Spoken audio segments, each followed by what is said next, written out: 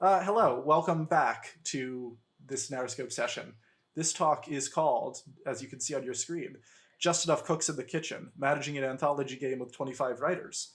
And it is brought to us by Johnnemann Nordhagen and Laura Michet. Johnnemann is the 17-year veteran of the game industry.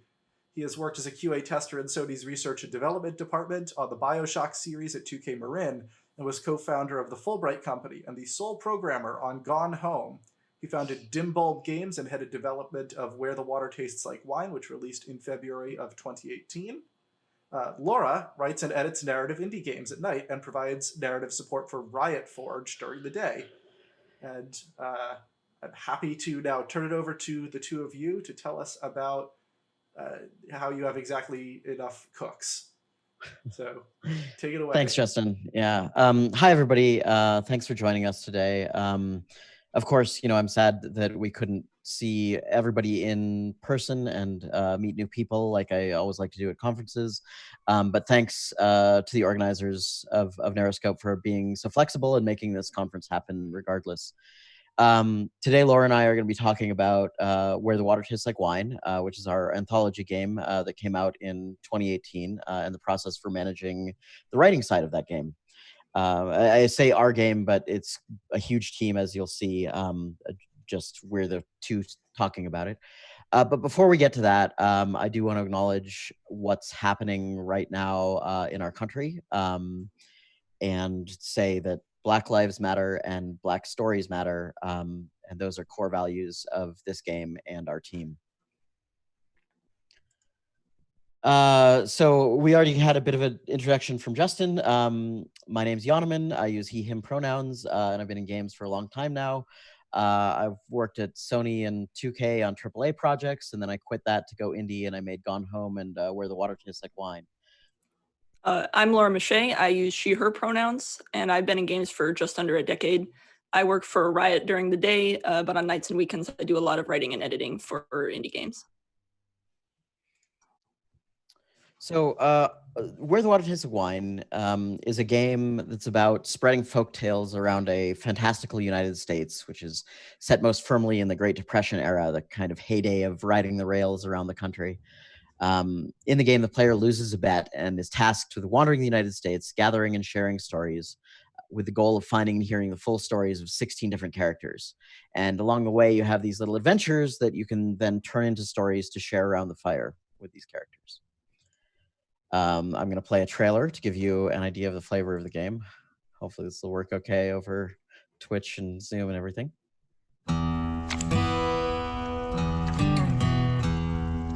This land is built on stories. It's one big story, America is, woven of many small ones.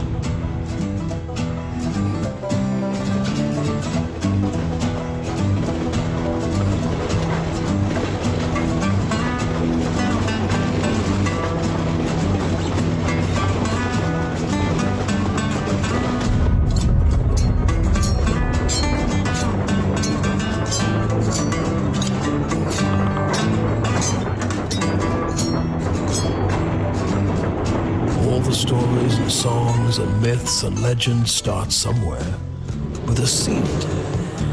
As they're told and retold and passed around, they grow and change to become the stories we know. Wander the land, explore, meet people, gather stories and spread and share them. The most important stories are the true ones, the ones people will tell you about their own lives.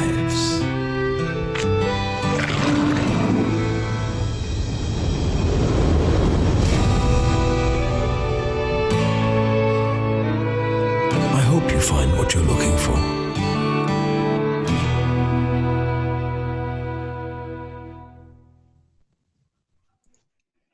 All right, thanks for bearing with me on that one. So in this game, there were broadly two different categories of writing that we tackled. There were characters and vignettes, which is what we called the little story adventures the player can do. I know the term vignettes is way overloaded in interactive fiction and narrative games, but it's the term we chose anyway. So I'll tackle those two things one at a time. First, for the characters, we had a different writer responsible for each character. And that came about because when I was coming up with the concept for this game, I knew that I wanted to make a game about America and American stories. But it would be impossible to do that without telling a lot of stories about the Black American experience. And when I started thinking about writing those stories, it was immediately obvious that I wasn't the right person to do so. They're not my stories to tell. And yet, if I hired someone as a writer who might be able to tell those stories, they still probably wouldn't be able to tell, say, like Indigenous American stories in addition. So from this problem kind of arose this obvious, in retrospect, solution, and also one of the stand-apart features of the game. I hired one writer per character, and I gave them free reign and ownership over their character. The next problem was how to find writers who could tell these stories. Some of them were easy. I had connections to a bunch of people in the industry already, journalists and writers and other folks, and that was the first wave of people. But in order to find others, I had to expand my network. And it was really great because it allowed the game to have this great mix of writers, some of whom were already known and established, but also we were able to find new and upcoming writers who were an excellent fit for this project. It's no secret that the world of games is overwhelmingly white, male, and straight. And so it was really excellent to be able to reach out to other types of folks and pay the money to work on this game. We also used a variety of writers for the vignettes, but this was less of a values-driven choice than just one of necessity. The game has something like 220 vignettes available, and that's just a lot of writing. So by necessity, we needed to bring on a team of folks to write all of those. We tried to keep this team very diverse, but it ended up with a very different feel than the character writers, just because of the point of production that we were in with the game. The character writers kind of came onto the game very early, and they were generally siloed away, just writing their individual character. But the vignette writers came on later, after we knew more about what the game was like and what content we needed, and they kind of ended up collaborating and chatting together in like a writer's room channel in our Slack. As far as the writing process goes, for the characters, it began with me. I came up with kind of the broad concept for the characters, like a preacher questioning his faith, or a gambler down on her luck, or a striking coal miner. And then I did research into the times and troubles relevant to those folks. I collected a lot of notes and reference material, and then handed that off to the writer. And at that point, it was all in the writer's hands. Some people chose to do more research of their own, adding their own twists to the characters. Some of them decided to go in a very different direction than my initial prompt. For instance, one of the characters that I came up with was a cowboy at the end of the era of the Wild West. But instead of that, Jolie, the writer, chose to make him a generation removed from the Wild West. He was dreaming of the open range and the romance of the cowboy life in the 40s and 50s. But with that life long gone, he becomes essentially this libertarian eco-terrorist who sabotages the labs and military bases that were springing up at that time in the Southwest. I felt like that was way more interesting than my idea, and even more importantly, of course, it was owned by the writer. It was what she wanted to write and the story she wanted to tell. For vignette writers, though, it was different. They also had freedom in what they wrote, but they were directed more by the game's mechanics than by narrative constraints or by any kind of research. Most of the time, the way it would work is that writers would get a piece of art and need to construct a story just around that art. But it could be a very tenuous connection. It was just sort of a loose prompt. What they had to obey a bit more strictly were these systemic rules around the player stories. The game has 16 different content categories that a story can fall into. There's things like family or death or travel. And then each story also has 5 moods that it has to fit within: funny, hopeful, tragic, scary, or thrilling. Because the gameplay depended on the player reading these categories correctly, and they were never explicit in the UI, the writers had to make sure that the tone of the story was communicated through the text. So Laura, in addition to being the editor of the game, was also one of the first vignette writers hired. So I'm going to let her explain in more detail how that writing process went. So as Johnnemann mentioned, the first step in vignette creation process was art generation, not writing. Johnnemann would bring us folders of extremely cool art, and we'd all get to claim the ones we were interested in and start telling a story about it. While some of the art suggested specific themes or topics, most of the art implied very little narrative, and there were a lot of portraits or landscapes or structures and animals that could be interpreted in a variety of different ways. But vignettes as microfiction demanded, miniature cliffhangers, payoffs, twists, and arcs. And those of us writing vignettes had to bring an awful lot to each story that wasn't present in the art. Our biggest choices were how to fit it into those mood and tarot category systems. So if you take a look at the two pieces of art on this slide, what themes would you assign to the guy on the left? I could assign him probably to pretty much any theme. He's very mysterious and enigmatic. The boy on the right looks pretty peaceful, but when I used this piece of art, it was in a scary vignette about bondage and death categories. Sometimes it felt good to pick a mood that really resonated with the emotions present in the art, but other times it felt better to let the story be a surprise twist or a counterpoint to the art. We trusted and encouraged the writers of the vignettes to make those decisions on their own. Riffing on these illustrations forced us to interpret the art in a very personal way, and I don't think we'd have gotten such diverse vignettes if the art had been more concrete, or if the large group of vignette writers had been instructed to match certain pieces of art to certain moods and categories. But opening the door for writers to pick moods and topics also allowed us to accidentally create a lopsided collection. For some reason, we were almost always totally balanced on story mood, and I didn't have to do anything to keep the 5 moods balanced. But the tarot categories were a different challenge. As a group, we were totally obsessed with death and misery, and a lot of the material we created, a lot of the material that we treated as inspiration is focused on death. And after a while, we had so many death and bondage stories that we had to ban them and focus on filling out undeserved categories like family, joy, faith, and the future. I'm glad we took a reactive attitude towards this rather than assign each writer categories and moods from the top down. Pivoting to make sure that we had enough stories in each category was actually pretty easy, and letting people start out by just doing whatever they wanted made sure that we were getting a lot of personal work from the writers. It also reduced the team management burden. Trusting our writers to make their own choices really paid off in this situation. In most of the game projects I've worked on, controlling the consistency and tone of the narrative content is a major preoccupation. It's the main thing editors do on most games with multiple writers. Where the Water Tastes Like Wine had almost the opposite goal. Like our character writers, the vignette writers had different attitudes toward accents or toward their preferred level of magical realism or toward how grounded or how fanciful their characters should be. We didn't normalize any of this, and we didn't want to, but we didn't really need to either. Our stories didn't feel random or scattered because this storytelling diversity was a core theme of the game. However, many vignette writers were actually in close conversation the whole time we were writing content. Though over 10 writers contributed vignettes to the project, the bulk were written during the latter half of development by a team of about 6 writers who shared a single Slack channel. This functioned as a kind of asynchronous writer's room where the team could throw ideas at one another and discuss some of the themes we were collectively exploring. So while our writing remained a very heterogeneous body of work, we were able to share tips for using the vignette system and to build on and reflect each other's work in each other's work.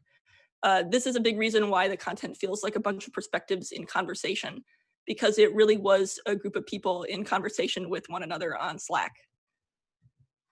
So when I started editing all this extremely diverse writing together, I had to decide what kind of consistency was worth pursuing at all. Certain editing strategies could have diminished the game's themes by forcing the writers to serve goals they weren't interested in. One good example of a tool that can have this kind of effect is the AP Style Guide. This is a news style guide maintained by the Associated Press, an American-based news agency that has a lot of reach and influence. The AP Style Guide's goal is to define normal news writing in a way that will be very clear and very specific and minimize confusion and ambiguousness. But this style guide also assumes that most newspaper readers in America will be comfortable reading this kind of bog standard, normal American writing, and that providing them with very closely targeted writing in their language or dialect wouldn't be useful. You can probably see where I'm going with this. The AP Style book was first published in 1953, but it was created by an organization that has maintained style guides since 1846. And throughout that time, the AP was a very white organization.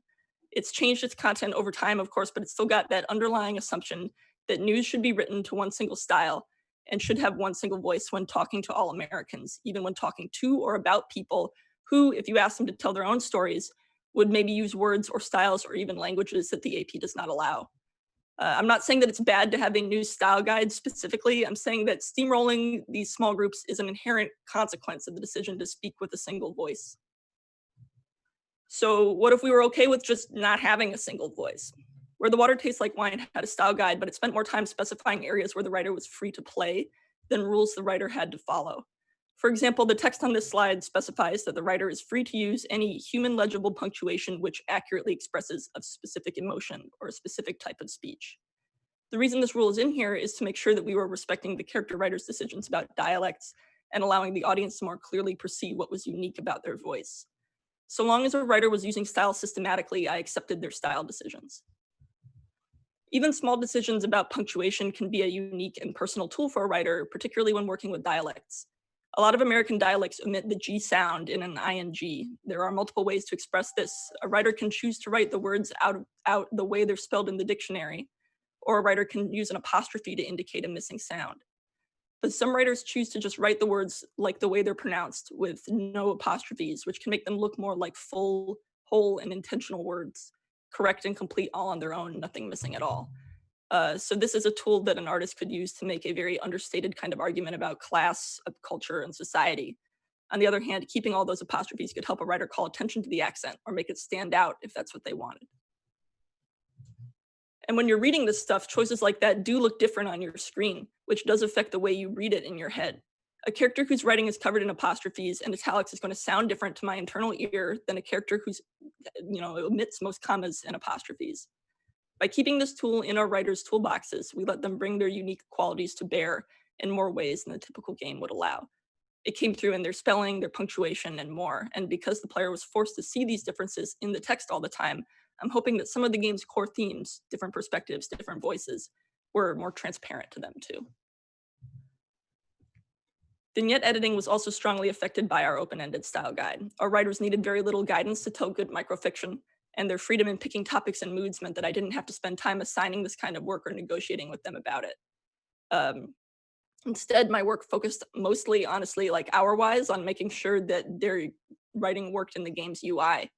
Johnnemann built me some excellent test tools I could use to make sure that vignettes were clear and easy to read in the UI's text boxes, and that they were broken up into separate screens in natural and pleasing ways.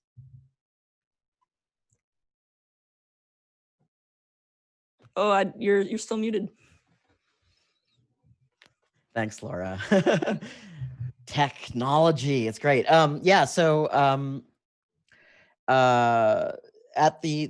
kind of covers the writing sort of stuff. Of course, we drew some conclusions from the process over the course of making this game, and this is kind of where we landed on that. As far as some things that went right with this approach, first, I think we nailed our representation. We had a really incredibly diverse team of writers, which was something we planned for from the beginning. And I think it was very important that we set that out as an explicit goal from the beginning of this game in order to achieve that. This couldn't have happened accidentally. We needed to work at it.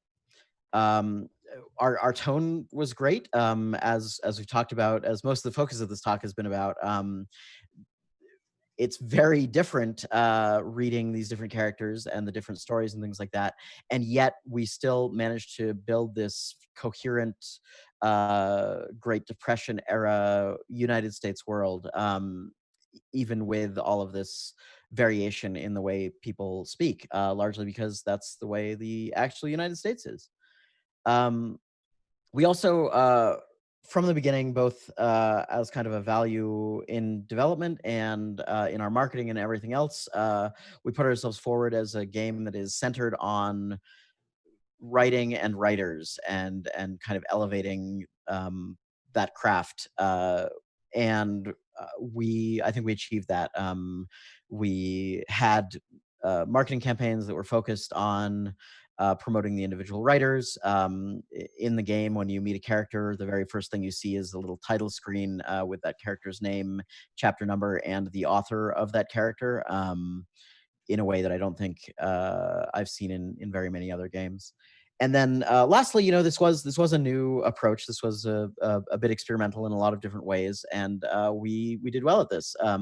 I bring out this quote every chance I get because I really like it. But the Washington Post called the game a giant leap forward for video game storytelling. But then, of course, there are some things that didn't go quite as well, and things that we would change. First off, Laura did a fantastic job, but unfortunately, I had already signed off on most of the character writing before she came on. That was because when I started this game, I somehow believed that I could handle all of my work and also editing as well, despite the fact that I have never done any editing and have no training in that whatsoever or skill at it. So that was obviously a mistake. It would have been way better to have her managing and editing the writing team from the very beginning. Would have prevented some problems later on. And then, of course, there's always iteration in game development, but it would have been way better if we had realized all of the mechanical needs that the character writing in particular had to meet before we started commissioning that wholesale from writers. What ended up happening is that Laura had to kind of pinch hit some of the needed text late in development, and you can't really even tell. She did such a good job of matching the voice of the writers wherever she had to stick something in there. But it was an oversight, and if we had planned better, that wouldn't have needed to happen. And then all of the character writers were invited to our Slack, of course, but we didn't really have that shared writers' room culture for them. Part of that was just because it was, as I said, pretty early in the game development that they came on. The team size wasn't as large, and part of it was just that that was a blind spot for me, and I didn't even think to encourage that kind of thing. Of course, like the character writing was intentionally supposed to be this sort of independent, siloed thing that uses the writer's own voice, but still, I think they would have benefited from being able to share their story ideas, techniques, and also just kind of connect as a team and feel, you know, part of something. That would have been way better. So all these things we kind of learned in the process of development, and we did manage to implement them by the end. But it would have been way better if we'd been able to have this in place from the beginning. And if anyone is thinking of doing some kind of multiple writer anthology game, learn from our mistakes, please. And then close out the talk. In light of what's happening right now in the United States, I do want to specifically name and urge you to follow the work of the Black writers who were involved with this game. Gita Jackson wrote Shaw the Sharecropper and Althea the Blues Musician. Jordan Miner wrote Franklin the Pullman Porter. Austin Walker wrote Jimmy the Preacher. And Lee Alexander wrote Little Ben the Coal Miner. So I ask you to please continue to follow and boost the work of these talented writers and the many, many other Black game developers who are out there. Thank you. And if you have the resources, we'd also like to urge you to find and support bail funds in your area. Bail funds are an excellent way to support Black Lives Matter and protests against police brutality. I particularly urge people with current jobs in the games industry, which have largely been safe from coronavirus layoffs, to contribute to the movement in this way. Thank you all. We'll be available to answer questions on the Discord, and I believe the question and answer 2 channel is the appropriate one. So thanks all for listening, and we'll be hanging out in Discord.